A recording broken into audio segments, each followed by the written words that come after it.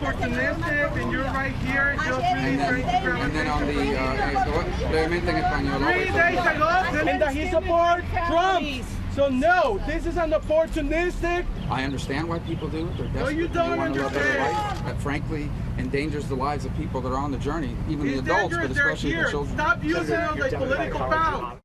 That is Florida Senator Marco Rubio being heckled during a press availability last Friday when he was outside after touring a detention center. He joins us right now from our nation's capital. Senator Rubio, what is going on with people who are trying to not only interrupt folks like you, but at the suggestion of Maxine Waters, get up in the face of elected officials and members of the cabinet? What's going on here? Well, first of all, this was one guy, okay, who happens to lead an organization. He's not some, everyday person. He's an activist who leads United We Dream down in Miami, and he, this place was far away, so he drove down there just to do that. So it's not like a popular uprising. It's one guy, a professional protester. And the funny thing is, the media people finally turned to him and said, "Can you be quiet so we can, finish the press conference? Because we're here to get footage." The other thing is, it's kind of dumb because the center down in Homestead where I was at, almost everybody in there, 95% of the kids there are unaccompanied minors. So if we close that center, what you're saying is just put these kids out in the street. Right. Most of those kids spend 25 days there on average, which means the reason why they're there for 25 days is before we turn them over to somebody, a family member, whoever it might be, shouldn't we verify that that person is not a criminal, that that person is a safe home? The things you would want to do. And so if you close down that center, you're just basically saying put these kids out in the street. I know you're working. On legislation, and the president just tweeted this out. He said House Republicans should pass the strong but fair immigration bill known as Good Lat 2 in their afternoon vote today, even though the Dems won't let it pass in the Senate. Passage will show that we want strong borders and security while the Democrats want open borders, which equals crime. Win. Your thoughts? So my thoughts are threefold. The number one thing we can do to stop this is help countries like Honduras, El Salvador, and Guatemala defeat these gangs, okay? Because if you read these reports, I've met these people. Some gang cuts to you, it says, unless you pay us $1,000 a month, we're going to kill you and your family and close down your business. People are going to leave. That's just the way it is. And so the first thing we could do is help these countries defeat these gangs. You do that, and it stops this. That's why we don't have migrants from Costa Rica. We don't have a migratory problem from Paraguay. We don't have a migratory problem from Chile, because those countries don't have these gangs like MS-13 scouring the country.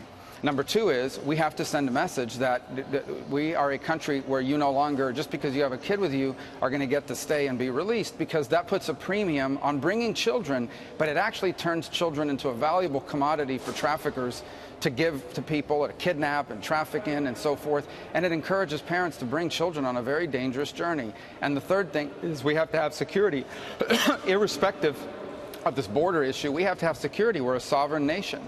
So we need to do all three of those things if we're serious about bringing this under control. I would just say this: it is cruel to have a policy that encourages people to come here on a dangerous journey with children. And that's what our current policy for years has done. That is cruel, and we need to end it. Senator, I know you're one of the people who's really worried about the theft of our technology thanks to China. They want to get to #1 by 2025, but they don't want to earn it. They want to steal it. So the president wants to crack down on technology and how they purchase and what would be going to be available. And now today in the Wall Street Journal, he seems to be backtracking, calling the additional crackdown a leak that might not be true. You talk to the president. What's he prepared to do against China? Well, I think this president is the only president that's been willing to confront China for what it is. For too long around here, both Republicans and Democrats haven't wanted to do it. And I think this is our last chance to get it right.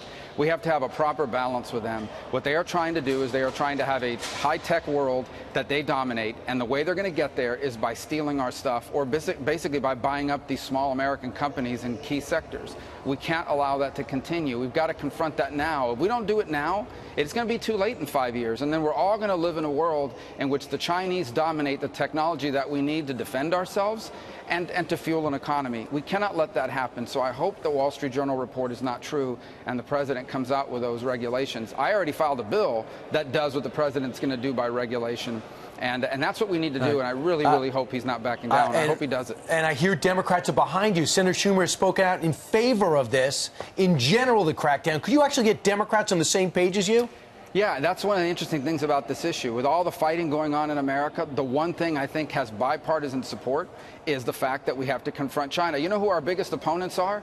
These CEOs of multinational corporations who don't really care in many cases about American national security or where America is going to be in 10 years. They just want access to 1.3 billion customers in China. And they are in favor of anything that allows them access to those customers over the next few years so they can show strong profits and get their bonus. And they come back to D.C. and they lobby against us and in favor of China. Tell us their names. Tell us their names, because that's not our national interest. It's all the big companies. It's all, look, Apple goes around the world talking about privacy. Apple turned the cloud in China over to the Chinese government. But in America, they won't even help the FBI or law enforcement get into the phone of a criminal to see who that criminal was conspiring with. So these are the kinds of things that we need to be talking about, this sort of hypocrisy. Okay. Thank you very much, Marco Rubio, joining us live from the Russell Rotunda, telling us about what he's got in store for all of that. Thank you, sir. Yep. Thank you. Yes, sir.